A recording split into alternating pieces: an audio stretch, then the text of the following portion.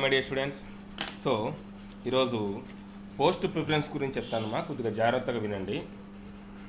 ఏ విధంగా పెట్టాలా ప్రిఫరెన్స్లు,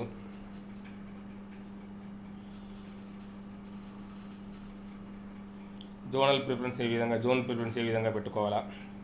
so post preference అనేది ఏం లేదమ్మా, మీకు ఏది ఇష్టమైతే జాబు, మీకు డీటీ ఇష్టమైతే డీటీ పెట్టుకోండి, ఓకేనా. ఎక్సైజ్ సబ్ ఇన్స్పెక్టర్ ఇష్టమైతే ఎక్సైజ్ సబ్ ఇన్స్పెక్టర్ పెట్టుకోండి, ఓకేనా. అలాగే సబ్ రిజిస్టర్ ఇష్టమైతే సబ్ రిజిస్టరే పెట్టుకోండి, ఓకేనా. కాకపోతే ఇక్కడ మీరు అబ్జర్వ్ చేయాల్సిన విషయం ఏంటంటే కనుక ఏది ఎక్కడ ఎక్కువ పోస్టులు ఉన్నాయి, ఏది ఎక్కువ పోస్టులు ఉన్నాయో దానికి ఇవ్వద్దు, ఓకేనా. మీ మార్క్స్ని బట్టి మీ పోస్ట్ డిసైడ్ అయిపోతుంది. ఎక్కువ పోస్టులు ఉన్నాయి కదా అని చెప్పి ఎక్సైజ్ సబ్ ఇన్స్పెక్టర్కి ఇవ్వడము, తక్కువ పోస్టులు ఉన్నాయి కదా అని చెప్పేసి డీడీకి ఇవ్వడము చేయొద్దు. మీకు ఏది ఇష్టం ఉంటే అది పెట్టుకుంటా పోండి. ఎక్కువ పోస్టులు ఉన్నాయనే దానికి మీరు ప్రిఫరెన్స్ ఇవ్వద్దు, ఓకేనా. This is the first point. Second point, zone preference. So మీరు లోకల్ జోన్లోనే అప్లై చేసుకోండి. ప్రిఫరెన్స్ ఫస్ట్ మీ జోన్కే ఇవ్వండి. ఒకటో జోన్ అయితే ఒకటో జోన్ ఇవ్వండి, రెండో జోన్ అయితే రెండో జోన్ ఇవ్వండి. ఎందుకంటే మీరు అదర్ జోన్లో ఇచ్చారనుకోండి, మీరు ఇప్పుడు జోన్ 1లో ఉన్నారు, మీరు జోన్ 2లో అప్లై చేశారనుకుందాం ఫస్ట్ ప్రిఫరెన్స్కు, ఓకేనా. అక్కడ మీకు అప్పుడు మీరు నాన్ లోకల్ అవుతారు. అక్కడ మీకు మినిమం 20% నుంచి మ్యాక్సిమం 30% వరకు మాత్రమే మీకు రిజర్వేషన్ ఉంటుంది అనమాట. సో కాబట్టి మీ లోకల్లో మీరు గెయిన్ కావాలా, పక్క లోకల్లో అక్కడే పోయి నాన్ లోకల్ కింద పోయి పోస్ట్ కొడతారనేది నాకు తెలిసి నా సర్వీస్లో కొద్దిగా నేను అబ్జర్వ్ చేసిన దాంట్లో కొద్దిగా కష్టమేమా. సో కాబట్టి ఫస్ట్ మీ జోన్కే ప్రిఫరెన్స్ ఇవ్వండి. అలాగే ఎక్సైజ్ సబ్ ఇన్స్పెక్టర్కు చాలామంది పోస్టులు ఏమో దండిగా ఉన్నాయి, కాకపోతే చాలామందికి ఏజ్ బార్ అయిపోయింది, అలాగే హైట్ లేరు. ఏజ్ ఉన్నా కూడా హైట్ లేరు. ఒకవేళ మీకు ఏజ్ ఉండి హైట్ ఉంది అంటే కనుక సెకండ్ ప్రిఫరెన్స్ ఎక్సైజ్ సబ్ ఇన్స్పెక్టర్కి ఇవ్వండి. ఏజ్ ఉంది హైట్ ఉండారు అంటే, ఓకేనా. ఎందుకంటే ఇక్కడ మామూలు సబ్ ఇన్స్పెక్టర్ గెజిటెడ్ కాదు, ఈ సబ్ ఇన్స్పెక్టర్ గెజిటెడ్, ఓకేనా. సేమ్ డ్రెస్ ఉంటుంది, కాకపోతే వాళ్ళకి అక్కడ రెడ్ బెల్ట్ ఉంటుంది, అది విజిల్. ఇక్కడ ఏమంటే కనుక ఎల్లో ఉంటుంది, అంతేముండదు అక్కడ. అంత సేమ్ యూనిఫామ్, అంతా ఒకటే యూనిఫామ్, ఓకేనా. సో కాబట్టి ఇక్కడ ఇంకొకటి ఏంటంటే కనుక ఎక్సైజ్ సబ్ ఇన్స్పెక్టర్కు ఈవెంట్స్ ఏమి ఉండవు, మామూలు సివిల్ సబ్ ఇన్స్పెక్టర్ మాదిరి ఈవెంట్స్ ఉండవు అనమాట. సో కాబట్టి మీకు ఏది ఇష్టమైతే దానికి ప్రిఫరెన్స్ ఇచ్చుకుంటా పోండి. జోన్ వైడ్కి మాత్రం ఫస్ట్ మీదే ఇవ్వండి, ఓకేనా. సో అలాగే నెక్స్ట్ పాయింట్ ఎవరో చెప్పారు కదా మీ ఫ్రెండ్స్ అని చెప్పేసి ఈ ప్రిఫరెన్స్ను మీరు మార్చొద్దు. ఎప్పుడు ఒకరు మిమ్మల్ని బాగుపరచాలనుకునే వాళ్ళు చాలా తక్కువ. మీకు 100 మంది ఫ్రెండ్స్ ఉంటే ఒకరో ఇద్దరు ఉంటారు, మిగతా వాళ్ళంతా చెడగొట్టాల వాళ్ళనే ఉంటారు. లాస్ట్ టైం ఏం జరిగిందంటే ఒక అబ్బాయి మాత్రము నాన్ ఎగ్జిక్యూటివ్ పోస్ట్ పెట్టాడు.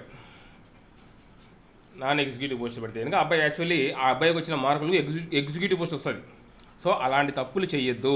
మీరు ఒకవేళ మీకు రేపు మార్కులు ఎన్ని వస్తాయో మీకు తెలియదు, ఎవరికి తెలియదు అది, ఓకేనా. సో కాబట్టి రేపు మార్కులు ఎన్ని వస్తాయో తెలియదు. కాబట్టి ఇది డీటీ అనేది ఎలా ఉంటుందంటే డిప్యూటీ తహసీల్దార్ అంటారు. ఇంతకుముందు దీనికి యాక్చువల్లీ జ్యుడిషియల్ పవర్స్ చేయాల్సి చెప్పేసి కొన్ని ప్రతిపాదనలు జరిగాయి, కాకపోతే ఇవ్వలేదు. కానీ డీటీ తర్వాత ఒక 5 to 6 years కల్లా మీరు ఎంఆర్ఓ అవుతారు, అంటే తహసీల్దార్, ఓకేనా. ఎంఆర్ఓ అవుతారు. ఈయనకు జ్యుడిషియల్ పవర్స్ ఉంటాయి. ఎందుకంటే ఈయన మెజిస్ట్రేట్, మీరు కావాలంటే చూడండి, మండల మెజిస్ట్రేట్, ఎగ్జిక్యూటివ్ మెజిస్ట్రేట్ వారి కార్యాలయం ఉంటుంది. ఈయనకు జ్యుడిషియల్ పవర్స్ ఉంటాయి. ఇంకా దేనికి ఉండదు జ్యుడిషియల్ పవర్స్, ఓకేనా. సో ఎంఆర్ఓ నుంచి నెక్స్ట్ ఆర్డీఓ అవుతారు. ఆర్డీఓ అయ్యారనుకోండి, ఇది గ్రూప్ 1 క్యాడర్, గ్రూప్ 1లో టాప్ క్యాడర్, ఓకేనా. సో కాబట్టి డీటీకి ప్రిఫరెన్స్ ఇవ్వాలనుకుంటే ఇవ్వండి. చాలామంది వీడియోలో చెప్తున్నారు, చూశాను నేను. డీటీకి ప్రెజర్ ఎక్కువ ఉంటుంది, దేనికైనా ప్రెజర్ ఎక్కువ ఉంటుందండి. ఏ జాబ్కైనా ఉంటుంది. కూర్చొని జీతాలు తీసుకోవాలా అనే గవర్నమెంట్ జాబ్ ఏది ఉండదు. ప్రెజర్ ప్రతి ఒక్క దాంట్లో ఉంటుంది అనమాట. కాకపోతే ఏంటంటే కొద్దిగా ఎక్కువ తక్కువ ఉంటుంది అంతవరకే, ఓకేనా. సో కాబట్టి మీరు ఒక్కరో కష్టపడినారంటే కనుక డీటీ కొట్టచ్చు. ఎంఆర్ఓ అయ్యారంటే కనుక ఇంకా ఆ మండలానికి మీరే ఉంటారు హెడ్. ఓకేనా, మీరు బాగా అబ్జర్వ్ చేయండి. మీ మండలం అంతా కలిపి ఒక 2-3 పోలీస్ స్టేషన్లు ఉన్నా కూడా, ఒక 2-3 సిఐలు ఉన్నా కూడా ఎంఆర్ఓ ఒక్కరే ఉంటారు. అది మీరు అబ్జర్వ్ చేయండి. మండలానికంతా ఆయన చేతిలో ఉంటుంది మండలం అంతా. సో కాబట్టి డీటీకి ప్రిఫరెన్స్ మ్యాక్సిమం మీరు ఒకవేళ ఇంట్రెస్ట్ ఉంటే, నేను చెప్తున్నాను కదా మీ ఇంట్రెస్ట్ అది. ఓకేనా, నెక్స్ట్ అండ్ లాస్ట్ పాయింట్ మా, ఈ నెల 18వ తేదీ వరకు టైం ఉంది మా. మీరు 18వ తేదీ మధ్యాహ్నం పోయారు, రేపు సాటర్డే కదా, వీలైతే రేపు అప్లై చేసుకోండి. అలాగే సండే వీలైతే సండే అప్లై చేసుకోండి. ఓకేనా, 18వ తేదీ వరకు వెయిట్ చేయొద్దు. నెక్స్ట్ మా, అలాగే ప్రభుత్వం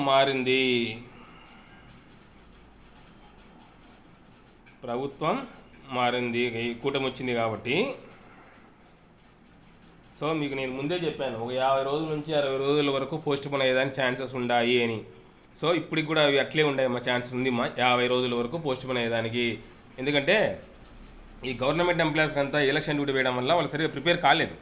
ఓకేనా, సో కాబట్టి ఇది కన్ఫామ్ అని చెప్పను మా, ఛాన్సెస్ ఉన్నాయి మాత్రం కన్ఫామ్ అయినప్పుడు చెప్తాను కన్ఫామ్ అని. సో కాబట్టి ఛాన్సెస్ ఉన్నాయి.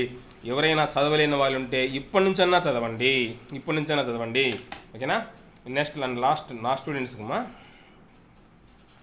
మొన్న సండే ఎగ్జామ్ పెట్టాల్సింది, ఈ ఎలక్షన్ల మూమెంట్లో కూడా పెట్టలేదు.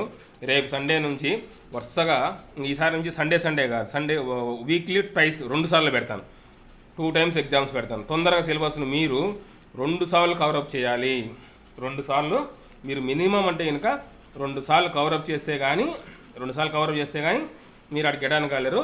3వసారి గ్రాండ్ టెస్ట్ అంటే మొత్తం 3 సార్లు అయిపోతుంది అనమాట మీకు, 3 టైమ్స్. సో అప్పుడు కానీ మీరు గుర్తుపెట్టుకోలేరు. ఇంకొక ఇంపార్టెంట్ విషయం ఏంటంటే నేను చెప్తున్నాను చూడమ్మా, ఇప్పటికి కూడా 500 పేజీలు 600 పేజీలు బుక్కులు కొంటున్నారు. నేను మళ్ళీ చెప్తున్నాను, మీ బాగు కోసమే చెప్తున్నాను. బుక్ సైజుని ఎప్పుడు ప్రామాణికంగా తీసుకోవద్దు. ఈ గ్రూప్ 2 లాంటి దానిలో జాబ్ కొట్టాలంటే ఏదైతే సిలబస్ ఇచ్చాడో ఆ సిలబస్ ప్రకారం బుక్ ఉండాలా. సెకండ్, అది ఎక్కువ పేజీలు ఉండకూడదు, అంతే. తక్కువ పేజీలు ఉన్న బుక్కును తక్కువ సార్లు చదివితే కనుక 100% జాబ్ రాదు. అదే తక్కువ పేజీలు ఉన్న బుక్కును ఎక్కువ సార్లు చదవడం వల్ల 99.9% జాబ్ వస్తుంది.